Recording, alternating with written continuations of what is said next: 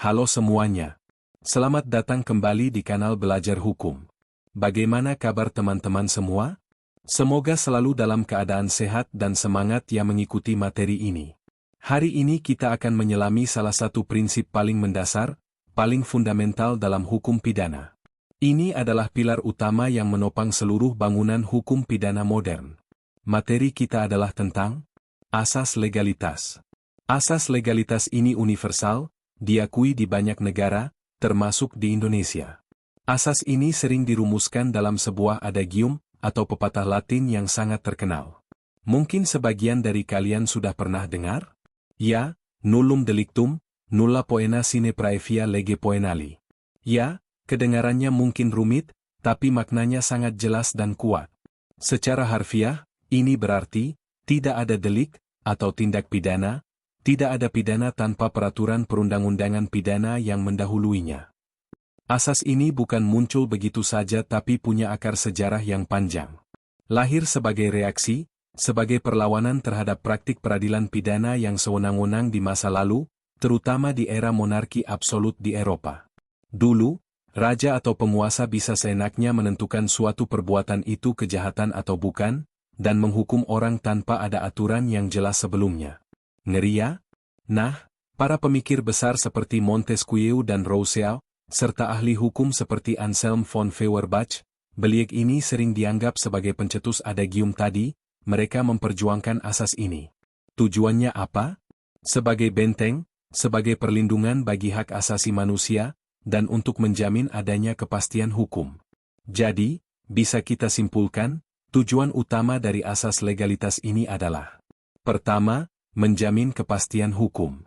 Masyarakat itu berhak tahu, perbuatan apa saja sih yang dilarang dan kalau dilanggar bisa dipidana? Dengan adanya aturan yang jelas dan diumumkan di awal, mereka bisa mengatur perilakunya. Aparat penegak hukum juga punya batasan yang jelas, tidak bisa bertindak di luar koridor aturan. Kedua, melindungi individu dari kesewenang-wenangan penguasa. Ini fungsi jaminannya. Penguasa, hakim, tidak bisa tiba-tiba menghukum orang untuk perbuatan yang belum ada aturannya, atau pakai aturan yang tidak jelas. Ketiga, memberikan peringatan. Dengan adanya aturan pidana yang jelas dan diketahui sebelumnya, masyarakat diberi peringatan. Ancaman pidana itu diharapkan bisa mencegah orang untuk melakukan perbuatan yang dilarang. Di Indonesia, asas legalitas ini diadopsi secara tegas dalam sistem hukum pidana kita. Coba kita lihat di KUHP. KUHP lama berbunyi, suatu perbuatan tidak dapat dipidana, kecuali berdasarkan kekuatan ketentuan perundang-undangan pidana yang telah ada. Jelas ya, perbuatan hanya bisa dipidana kalau sudah ada undang-undang pidananya yang telah ada. Bagaimana dengan KUHP baru?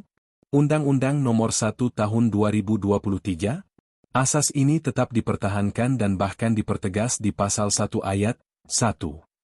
Bunyinya, tidak ada satu perbuatan pun yang dapat dikenai sanksi pidana dan atau tindakan, kecuali atas kekuatan peraturan pidana dalam peraturan perundang-undangan yang telah ada sebelum perbuatan dilakukan.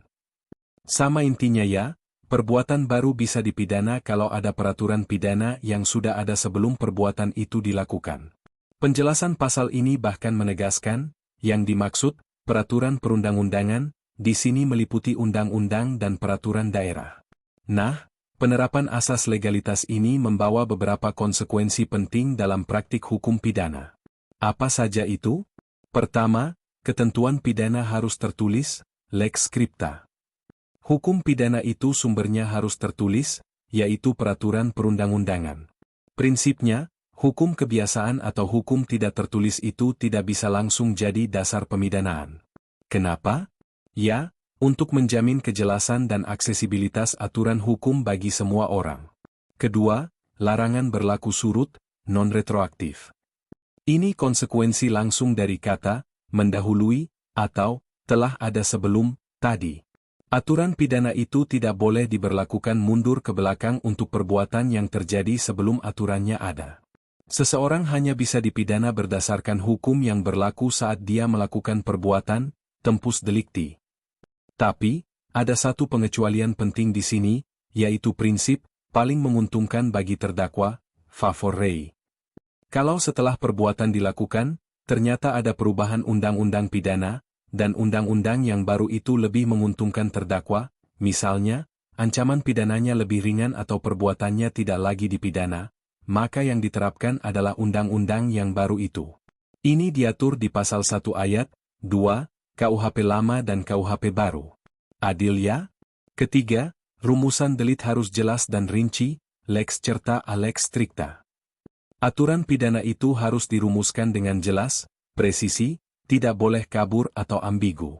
Tujuannya agar warga negara tahu pasti batas mana yang boleh dan mana yang dilarang.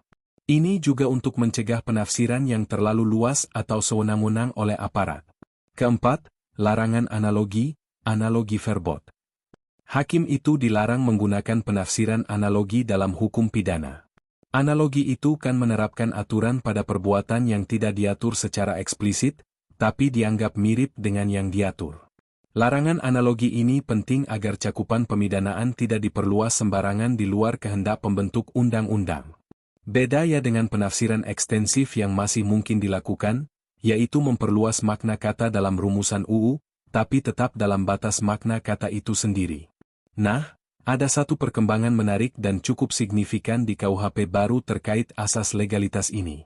KUHP baru memberikan pengakuan terhadap hukum yang hidup dalam masyarakat, atau sering disebut hukum adat, sebagai dasar pemidanaan. Hal ini diatur dalam pasal 2 ayat 1, Undang-Undang Nomor 1 Tahun 2023 yang berbunyi, ketentuan sebagaimana dimaksud dalam pasal 1 ayat 1, tidak mengurangi berlakunya hukum yang hidup dalam masyarakat yang menentukan bahwa seseorang patut dipidana walaupun perbuatan tersebut tidak diatur dalam undang-undang ini. Pasal ini seolah memperluas makna legalitas. Hukum yang hidup, yang tidak tertulis, di masyarakat tertentu bisa menjadi dasar pemidanaan, meskipun perbuatannya tidak diatur dalam KUHP atau undang-undang lain. Ini menandai pergeseran dari asas legalitas yang kaku formal, lex scripta mutlak, ke arah yang lebih mengakomodasi legalitas formal dan material. Nah, pengakuan hukum yang hidup ini, meskipun niatnya baik untuk mengakomodasi rasa keadilan lokal, menimbulkan potensi tantangan, teman-teman. Hukum adat itu kan tidak tertulis, seringkali tidak presisi, lex certa, dan bisa berbeda-beda antar daerah. Ini bisa menggerus kepastian hukum yang justru jadi tujuan utama asas legalitas. Bagaimana memastikan hukum adat yang diterapkan itu benar-benar hidup, diketahui masyarakat setempat, dan tidak bertentangan dengan prinsip hukum nasional dan HAM? Ini tantangan besar dalam implementasinya nanti. Keberhasilannya akan sangat bergantung pada kejelasan dan kehati-hatian peraturan pemerintah yang akan dibuat. Baik, kita sudah membahas tuntas tentang asas legalitas. Ingat esensinya, tiada pidana tanpa undang-undang yang mendahului. Dan konsekuensi pentingnya, harus tertulis, tidak berlaku surut, kecuali yang paling menguntungkan, rumusan harus jelas, dan larangan analogi. Serta, perkembangan baru di KUHP 2023 terkait hukum yang hidup. Semoga penjelasan ini bisa memberikan pemahaman yang komprehensif ya. Terima kasih banyak atas perhatian dan partisipasinya. Sampai jumpa di sesi berikutnya. Jangan lupa untuk subscribe, share dan tekan loncengnya.